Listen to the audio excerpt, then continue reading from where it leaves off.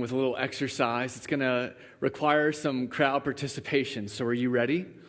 Think you can do this? It's not going to be hard, don't worry. So we're at the end of January, and we talked a little bit about this on Wednesday if you were there. But if you would, just raise your hand if you set for yourself a New Year's resolution. Okay, a good chunk of you. Some of you are like, I'm already perfect. I don't need to do any New Year's resolutions. Okay, good. I definitely did. I actually made a list of 20. I won't tell you how many I've failed in already. All right, let's try this. Raise your hand really loud and proud, if you can do that, if you can be loud with your hand, if you have already failed on your New Year's resolutions. Yeah, I appreciate your honesty, loud and proud. So I made 20 of them, and I swung for the fences. I always do. It's not like realistic resolutions. It's like, this is who I want to be in the ideal world. And I always know I'm going to fail, but I'm still trying. It's okay. This is one of my favorite stories in the whole Bible, because I think what that passage that Cheryl just read for us that we're going to dive into today, it shows us how Jesus deals with failures. I'm a failure. And so I love this story. You should love this story too, because you are also a failure. I'm so glad you came to church today.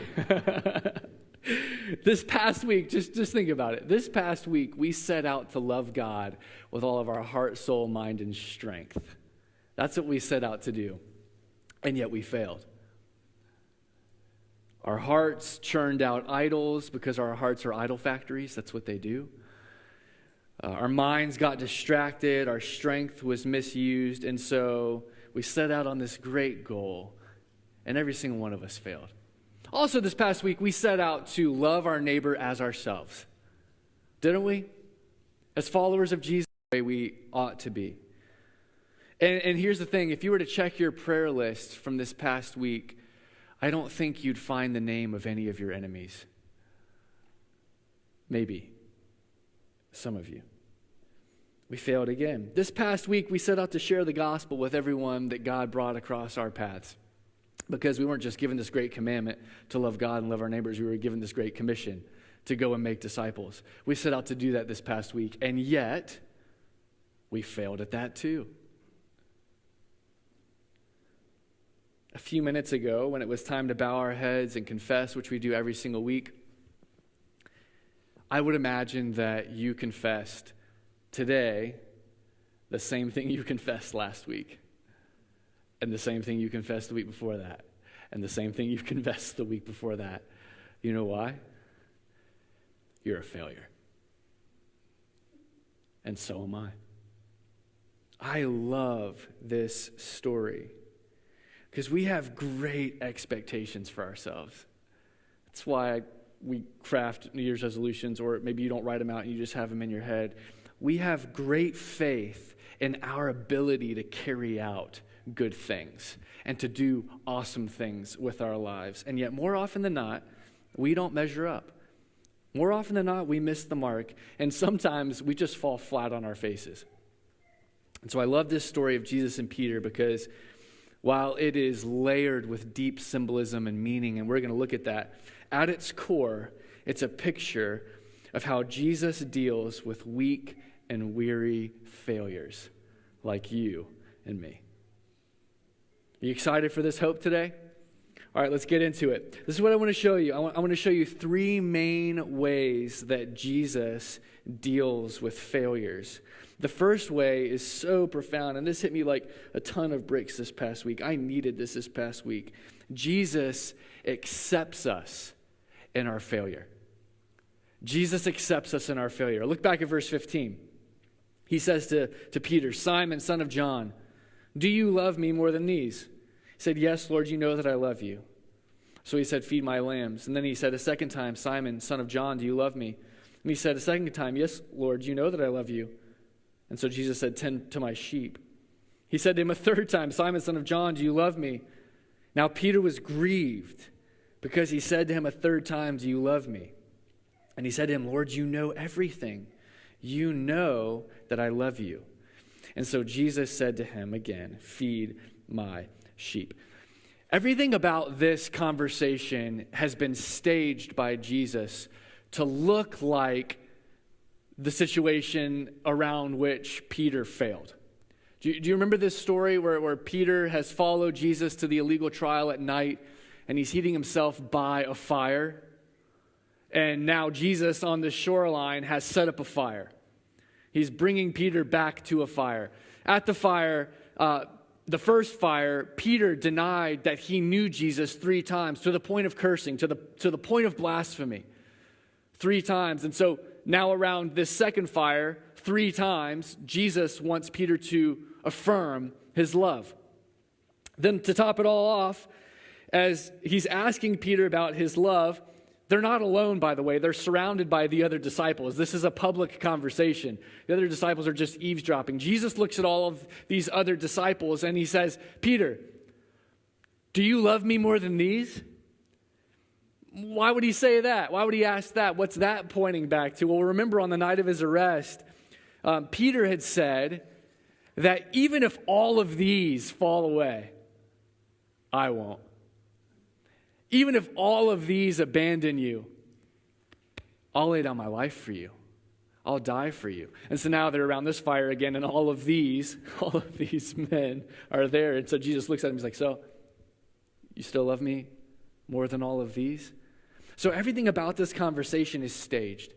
And Jesus is taking Peter back to that night. He's essentially saying, how did it work out, Peter? Do you still have such a high view of your love for me? What in the world is going on here? I mean, if you try to put yourself in Peter's shoes, is Jesus trying to humiliate him? Because this seems a little humiliating. This seems a little embarrassing. Is this ironic interrogation his way of sort of getting back at Peter? Is this his subtle revenge to call him out in front of everybody? Why is he doing this? This doesn't seem like acceptance. This doesn't seem like forgiveness, does it? But it actually is. You see, Peter was this guy who was always trying to stand out from the other disciples by doing what? He was always trying to outperform everyone. Some of you are really into your performance, and you're really into your accomplishments and your abilities, and so you can relate to Peter a lot. Peter was always trying to put himself at the front of the group so that Jesus would be impressed with him, so that Jesus would be proud of him, so that his performance could earn some sort of approval and acceptance. So you remember the story, he saw Jesus walking on water one night? What does Peter do? He's like, all right, see you guys, I'm jumping out, and I'm going to try to walk on water too. He tries to perform in his faith. When Jesus is washing their feet in the upper room on the night of his arrest, what does Peter do? He says, don't just wash my feet only, wash my whole body too. I'm sure all the other disciples are like, what? You're such a suck up, Peter. Like, what? Don't just wash my feet, wash my whole body too. When Jesus said they'd all fall away, he steps up and he says, not me, God. I'm going to outperform everyone. They might fall away, but I'll be there. I've got your back. And then when the mob comes to arrest Jesus, at first he actually does try. He gets his sword out. Everyone else runs away, and he tries to kill his way out. Believe me, he was not trying to cut off a guy's ear. He was trying to hit him in the face, and then they were going to beeline through it. He just was really bad aim. He's a fisherman. He's not a sword fighter. Now, at the beginning of this passage in John chapter 21, which we didn't read for the sake of our message today, they're out.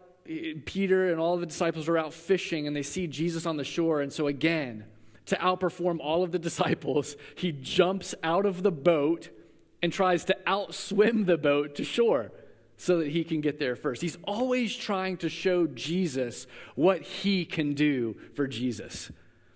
He's got a great view, a high view of who he is and what he can do. He's got a high view of his love. And so what Jesus wants to show Peter, what he wants Peter to see, first and foremost, is that his acceptance of Peter has nothing to do with his performance. It has nothing to do with any of his bold claims or his violent outbursts or even his act of faith, but it has everything to do with what he had just done for him on the cross. That's what he's got to show him. And in order to show him that, he's got to open his eyes to his weakness. He's got to take him back to that first fire. He's got to take him back to those claims. He's got to take him back to the denial to show him your love isn't what you think it is.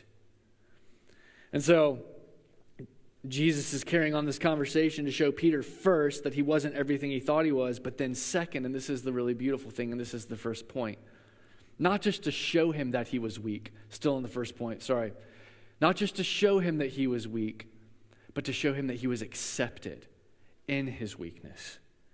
So how did he do this? How did Jesus accept Peter in his failure? This is really incredible, and this is what hit me like a ton of bricks this past week. It's all wrapped up in the words that Jesus used for love and the words that Peter used for love. Because in the Greek, they got lots of words for love. In English, it's just love.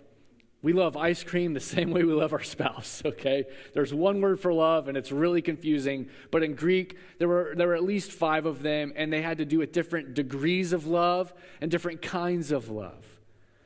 And so when Jesus asked Peter if he loved him, he used this word agapao, which if you've been in church for any amount of time, we pastors love talking about agape. It's like the highest love that you can achieve. It's unconditional, sacrificial, 100% all in, come hell or high water, I am devoted to you kind of love. That's what agapeo is. There's no higher love than this one. It's the idea behind all of the traditional wedding vows, right? When you're standing with your spouse and you say for better or for worse, for richer, for poor, in sickness and in health, till death do us part. It's incredible. That's what it means to love someone with agapao. Committed to you. Even if everyone falls away, I won't. And so Jesus says, do you love me like that? Because you said you did. Do you still love me like that? Are you 100% committed and faithful? Well, the answer, of course, is no. How could Peter say yes to that after what he's just done? And so he says, yes, Lord, you know that I love you. But instead of using the word agapao, he uses the word phileo. And phileo is a different kind of love. It's the word that you would use to describe brotherly affection or friendship. It's the word that you would use to describe someone that you have a lot of common interests with and you just love spending time with. It's a friendship kind of love. And so Jesus says, do you still love me like you said you did, with 100% all-in commitment? And Peter says, I have affection for you. I like you. You're my friend. And so he asks him again, Peter, do you agapao me? And for the second time, Peter responds with, Lord, you know I have deep affection for you. So he still goes lower. He can't do it. This is not going well, by the way. Okay? Could you imagine standing at the altar with your bride or with your groom? Well, I'm a man, so I'm just going to say bride. I'm standing there with my bride, and my bride looks at me, and she says, Benjamin, do you really love me? Are you actually going to commit your life to me? Will you be there for me no matter what? Will you really be faithful through thick or thin, come hell or high water? Will you be 100% devoted? And I looked at her and said, you know what? You're a good friend. That's not a good response. That's not going well. The ceremony's probably going to get called off. It's going to end in tears, slap in the face. I can't respond with, oh yeah, you know what? I can't give you that, but I can give you some friendship. You know what? I can't tell you that I'm going to be 100% committed, but you know what? I really we got a lot in common. We're really in sync. No. And yet this is what essentially Peter is saying to Jesus. Jesus is like, do you have this 100% commitment? And he's like, yeah, I can't give you that. Because of his failure, he can't profess unconditional love.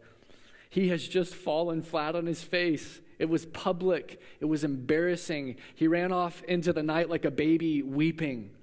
Everyone knows about it. He can't profess this kind of love. How about you guys? Man, I ask myself the same question. Have you ever sung a song where it's like talking about just this all-in kind of love? And you're singing the song, and the whole time you're singing the song, you're just like, ugh, this feels icky, because I know it's not true. And I know it's not true because of where I was last night, or where I was 2 nights ago. You're all I want, you're all I need, and I'm giving you everything. How can we say that when we've traded him in for safety and security and freedom and all kinds of pleasure? And so what Jesus is doing is he's showing Peter that he's weak. He's showing him again that he's a failure. There is no more boasting left in Peter. I've got to be honest with you guys. I can't, as much as I wish I could, I can't honestly say to God, I love you with all my heart, soul, mind, and strength. I love you with everything that I've got. I'm 100% committed. I'm never sinning ever again. I wish I could, but my actions demonstrate something different. Week in and week out, I still disown him. Don't you?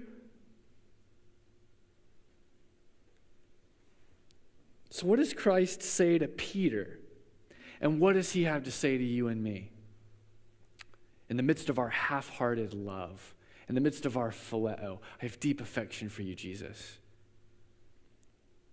Does he say, I'm done with you? You know, we would expect him to look at Peter and be like, phileo?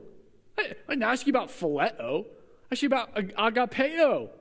Who cares about phileo?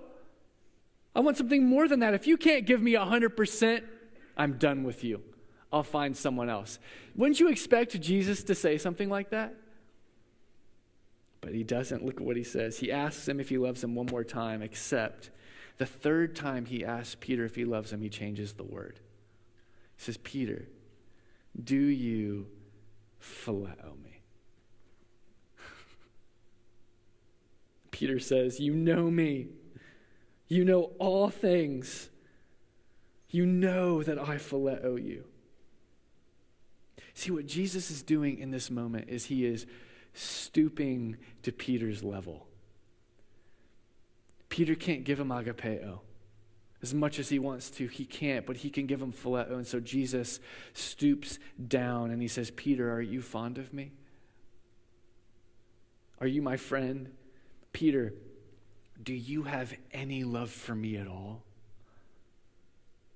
And then he says, that's enough. Jesus accepted the weak and inconsistent love of Peter, and this is good news for you, and this is good news for me, because it means he accepts ours too.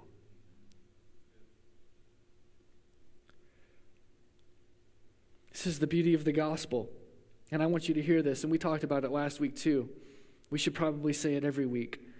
We will never be able to say with honesty and conviction that we love the Lord our God with all of our heart, with all of our soul, with all of our mind, and with all of our strength. The only person in the history of the world who has ever done that is Jesus. We'll never be able to say that. We will always be fighting sin. We will always be going through moments of failure. Every single day. As long as we're on this earth, our hearts will wander and our minds will get distracted. But the promise of the gospel is that even when we're not committed to him, he will always be committed to us.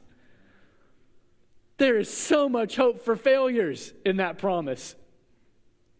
When we're faithless, he will remain faithful in the midst of our adulterous love, because that's what we are. We're adulterers. We have an adulterous love. We constantly look at these other gods, these lesser gods, and we say, that looks better. In spite of our adulterous love, his love will always be loyal, will always be faithful, will always be true. Even when we let go of him, he will hold us fast. That's our hope. the same love that held Jesus on the cross, that's the same love that holds us close to his heart. And so our acceptance isn't based on performance. Our acceptance isn't based on our commitment. It is based on his. And that's what Jesus wanted Peter to get. That's what he wants us to get as well. He showers us with mercy. He covers us with grace. He accepts us in our failures. Okay, secondly, what is the hope for failures? Jesus keeps calling us in spite of our failure. The really incredible thing about this story is that Jesus doesn't just forgive Peter. He calls Peter to feed his sheep 3 times. Feed my lambs, tend to my lambs, feed my sheep. And then in verse 19, he ends the whole conversation by going back to his original calling and saying, follow me. Remember the original calling when Jesus was choosing these 12 men to follow him? Peter's a fisherman, and he's with these other fishermen. And Jesus looks at me and he says, put down your nets, follow me, and I'll make you a fisher of men. You remember that? So now Jesus is taking him back to his original calling. This is really symbolic. It's really profound. In the Gospel of Matthew, Jesus changes Simon's name to Peter. And in the Greek, Peter means Petros, or it's Petros, and it means rock or stone, like an unmovable rock. And he says, I'm going to build my church on you. You're going to follow me. I'm going to make you a fisher of men. By the way, I'm changing your name to Rock, and I'm going to build my church on you. So look at this text with me in Matthew 16. I'll show you exactly what he said. He said, I tell you, you are Peter. On this rock I will build my church, and the gates of hell will not prevail against it. I'll give you the keys of the kingdom of heaven. That's pretty massive, by the way. I'll give you the keys of the kingdom of heaven. It's a high calling. And whatever you loose on earth will be loosed in heaven.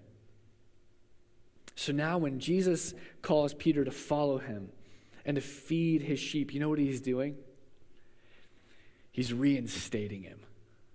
And he's reaffirming his calling as a leader. Guys, listen, if Christ had said to Peter, all right, man, I love you, I forgive you, I've restored you, we're friends again, there's no way I can build my church on you anymore. We would get that. That would make sense. If he were to say, I can't risk you falling away again, I can't risk another episode, I can't risk another denial, I can't chance giving you authority over my sheep. How do I know if you're actually going to feed them? I got to find someone else. If he had said that, that would make sense to us. Honestly, I think this is how we approach God. When we sin, we just think that that's what he does with us. That he can't really use us anymore. He's got to find someone else, someone better, someone like, like a Jonathan Edwards or a John Piper or some other John out there. It would make perfect sense, but that's not what Jesus does. Instead, he takes him back to the call and he gives it to him again. I'm not just forgiving you. I'm not just loving you. I'm going to use you. I've still got plans. It's good news. Søren Kierkegaard, who's the great Danish philosopher, he once said, God creates out of nothing. Wonderful, you say. Yes, to be sure, it's wonderful. But he does what is even more wonderful. He makes saints out of sinners. You could change that. He makes followers out of failures. He has a plan for us. He's not done with us yet. Feed my sheep. Tend to my lambs. Feed my sheep. This is what Jesus does with every single one of us. Doesn't matter how broken we are. Doesn't matter how far off we've wandered. How many times we failed this past week. He's not done with you. He's got a plan. He's got a calling on your life. He's going to get glory from it. Reminds me of a documentary I saw a few years ago called Landfill Harmonic. Have any of y'all seen this? So good. Landfill Harmonic. It's about this orchestra in Paraguay that basically there's this slum that's on top of a dump, and these people survive by separating recycled goods from the trash. And in this slum, a real violin costs more than a house. And so the director of the orchestra, the conductor, whatever you call him, he has gone in there and he's built instruments out of the trash. And he's created an orchestra, and they play all of these incredible instruments beautifully out of trash. I think I might have a couple of pictures. There's a picture of a clarinet. Oh, I didn't put him in there, Clay. I am so sorry. Oh, we'll just move right along then. I was going to go through them. But there's this one really profound scene in the documentary where this guy just plays a cello, and he plays it out of an old oil drum. And he plays Bach's, like, I don't remember what it's called. It's, cello suite number 1 or something like that. And he plays it to perfection. It's incredible. And after he's done, he says, people realize that we shouldn't throw away trash carelessly. And then he says, well, we shouldn't throw away people either. And I love that so much because it is the perfect example of what Jesus does with us. He doesn't throw us away. You might have sinned 1,000 times this past week. You probably did. He's not done with you. He is the master conductor, and the music of his symphony is unmatched in its beauty. And what makes it even more glorious is that it is played on broken instruments that the world would call trash, the world would call failures, like you and me. He doesn't throw any one of us away. Guys, Jesus still wants to make music out of our lives. That's such good news. We talked about this last week. I want to say it again. You're going to sin tomorrow. You're going to sin today. We're going to wrestle with it for the rest of our lives. He's not done with you. He's still got a plan. So he keeps calling us in spite of our failure. That's good news. And then third and finally, Jesus enables us to succeed where we once failed. This is my favorite part, guys. Look back at verse 18. Truly, truly, I say to you, when you were young, you used to dress yourself and walk wherever you wanted. But when you're old, you will stretch out your hands, and another will dress you and carry you where you don't want to go. This he said to show what kind of death Peter was to glorify God. And after saying this to him, he said, follow me. You know what Jesus is doing right here and right now? He's essentially saying to Peter, listen, when you were young, you were free. You could do whatever you want, and you could go wherever you want. But when you're old, you're not going to be free. You're going to be bound. You're going to be a prisoner, and you're going to be executed. They're going to stretch out your hands, and they're going to kill you just like they killed me. He's telling him how he's going to die. He said, Peter, you are going to glorify God by dying for him. Now, maybe for us Americans, that does not sound like good news. When we think of the call to follow Jesus and there's this call like, hey, you're going to suffer. We're like, hold on. I like my comfort. I like my pleasure. I like my ease. But for Peter, this is the best news in the world. It's a second chance. Do you see that? Just a couple weeks earlier, what did Peter vow to do? He vowed to lay down his life for his king. And he failed. And so now he's not just forgiven, and he's not just called back into leadership. Jesus is saying, you're going to have another opportunity, and I promise you, I'm going to give you power so that time you won't fail. You'll actually succeed in it. You're going to do what you've always wanted to do. See, Peter wanted to say he loved Christ with all of his heart. He wanted to say he'd be there to the end, and now Jesus is telling him, you will be. You will. Because I'm going to make you into something. Everything you want to be, I'm going to make you. Everything you want to do, I'm going to enable you to do it. Guys, this is such good news. He wanted to be a man of courage and boldness. He wanted to be a man of passion and faithfulness. He wanted to go from phileo to agapeo. And Jesus promised him that he would help him do it. Once around a fire, Peter brought him shame and Peter brought him denial. But one day he would bring him glory with his death. It reminds me of Philippians 1:6. Philippians 1:6 is this brilliant promise that Paul, the Apostle Paul, is writing to the church at Philippi, and it says this: I am sure, I'm confident, 100%, that he who began a good work in you will bring it to completion at the day of Jesus Christ. We're in process. Sanctification is progressive. We don't just go from, man, I love the world and I'm living for the world and everything that the world has to offer me is just the best thing ever, to hating it completely and feeling the exact same way about Jesus. It is a process. Paul does not get to Philippians 3 where he's saying, or Philippians 2 where everything is dung, everything's rubbish in comparison to knowing Christ overnight. It's a lifetime of following. It's a lifetime of submission and surrender that enables him to say that. And the same thing is true of Peter. Guys, right now, all you might feel for Jesus is a little bit of affection. You want to want him. You open your mouth about Jesus and you kept it closed.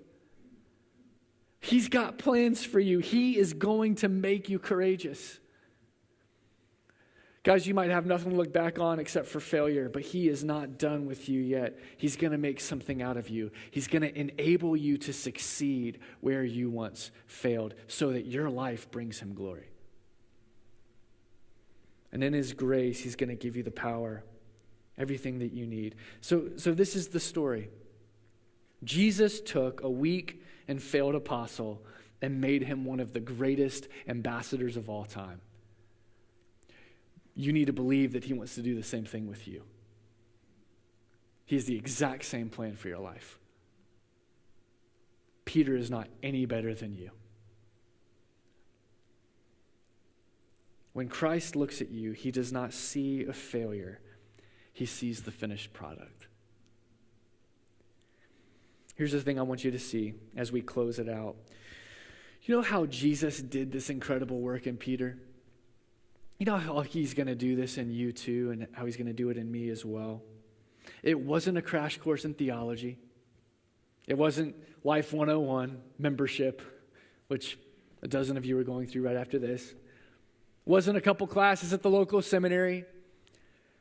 It wasn't to get him to read more and to pray more. It was to give him a profound experience of grace. That's where transformation takes place. A profound experience of grace. The most powerful, the most effective way that Jesus takes us from failures to followers is to draw us deeper and deeper into an experience of grace. What is grace? It is unmerited favor. Grace is receiving blessings and gifts from God himself. And not just like random physical blessings and gift, but God himself. Grace is a person. It's taking us deeper and deeper into himself. You know how that happens? As we sin, we find mercy.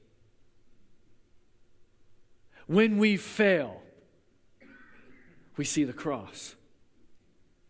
We experience the love of God not because of our performance, but because of his performance. So here's the thing. Why has God not taken away the sin? Why doesn't he just clean us up like that the moment we're converted, the moment we're saved? Why does he let us war and wrestle until the day that he finally completes it? You know why? It's so we can grow in our experience of his grace. If we never sinned, guess what we wouldn't need? Grace.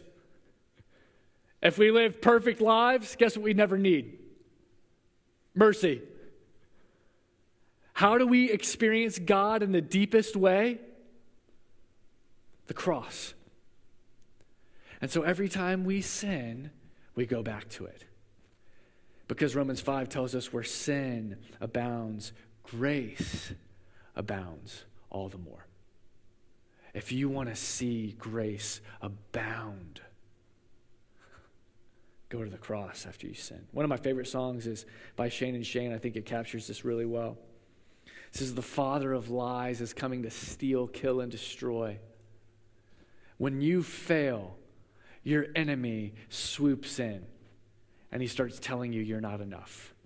You'll never be enough.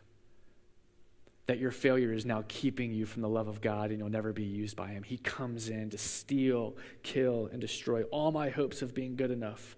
I hear him saying, cursed are the ones who can't abide. Man, John 15, abide in me, abide in the word, and I'll abide in you. Cursed are you who can't do that.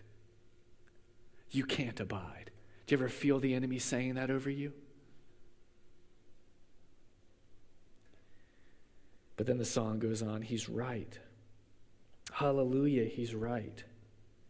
The devil is preaching the song of the redeemed, that I'm cursed and gone astray. I cannot gain salvation. And so I'm embracing accusation. Listen to this. This is so profound. Could the father of lies be telling the truth of God to me tonight? If the penalty of sin is death, then death is mine. I hear him saying, cursed are the ones who can't abide. And he's right. Hallelujah, he's right. The devil is preaching the song of the redeemed, that I am cursed and gone astray. I cannot gain salvation. And then it shifts. Oh, the devil is singing over me the age-old song, that I'm cursed and gone astray. Singing the first verse so conveniently over me, he's forgotten the refrain. Jesus saves. When the devil comes in, he comes in to convince us that all we are failures. You can't abide in him. You can't abide in the word. You can't love him with all of your heart, soul, and mind. You can't love your neighbor as yourself. Who are you? Cursed and gone astray. In that moment, all he wants us to rest in is our guilt, but he's forgotten the refrain, Jesus saves. The promise of the gospel is that where there is guilt, there is even greater grace. That's how he transforms us. That's how he takes cowards and turns them into lions. That's how he takes brotherly affection and turns it into passionate commitment and zeal. Our experience of it. And so as we experience that grace, our affections change. As we experience the love of Christ, we actually begin to love him. Remember 1 John, we love him because he first loved us. Phileo becomes agapao. Friendship turns into commitment. Failures are turned into followers. Amen.